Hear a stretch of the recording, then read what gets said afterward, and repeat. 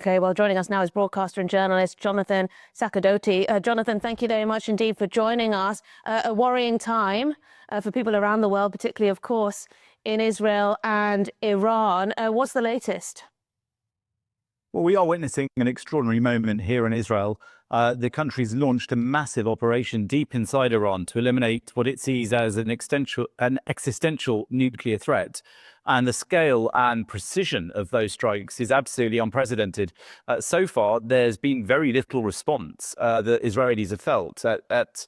During the early hours of last night, we were woken up here with the sirens that they've become quite used to from incoming rockets and drones from other parts. But those sirens last night were different because they literally were across the whole country, and the alerts that come up on people's phones were different as well. They said they were urgent alerts, urging people to stay near their safe rooms or near the safe spaces that they could get to.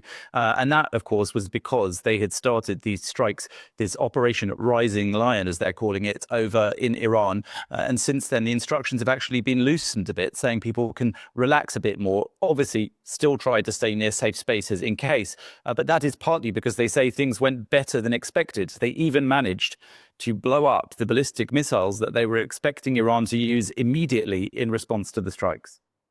I mean, this is such a moment for the Middle East where things seem to be balancing on a knife edge. I mean, this does have the potential, perhaps more so, I mean, I think unarguably more so than the previous time that there was an exchange of hostilities between Israel and Iran. This has a greater potential to escalate.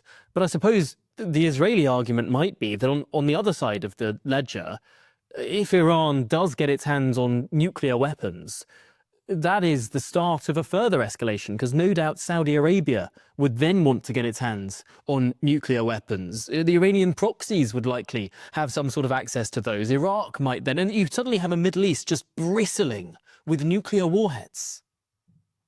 Well, the method that Iran has used during decades of animosity towards Israel, and let's not forget that it has a declared aim to eradicate the state of Israel, the method that it's used has been to create this network of proxies around Israel, whether it has been Hezbollah in the north in Lebanon, or whether it's been in Syria or in the south in Yemen with the Houthis, or indeed in the Gaza Strip with Hamas.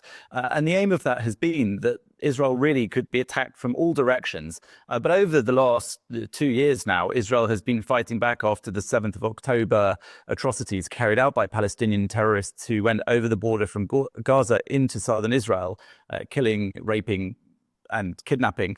And as a result, Israel has managed to actually achieve some spectacular military victories. It's really very drastically weakened Hezbollah in the north. Obviously, there's been the overthrow of the Assad regime in Syria.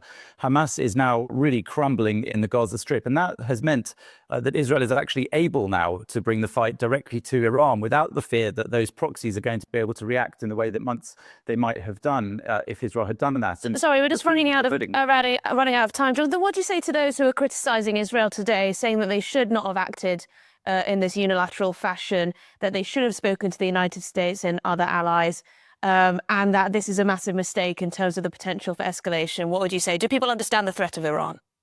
I think anybody that tells you that the United States wasn't in lockstep with Israel on this has been falling for the decoys that both countries have been putting out.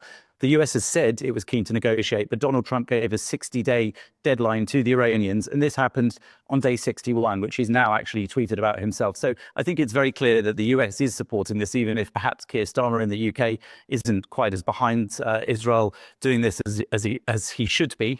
France has even now come out, and Macron has said that he supports Israel's ability to do this because diplomacy simply hasn't worked. The IAEA has now said, finally, that Iran has been breaking its obligations under the non-proliferation agreements. And so this is really, unfortunately, the inevitable result of the Iranian actions. So this happened the day after Trump's deadline. Okay, very interesting. Jonathan Sakadotti, thank you very much indeed, broadcaster and journalist in Israel.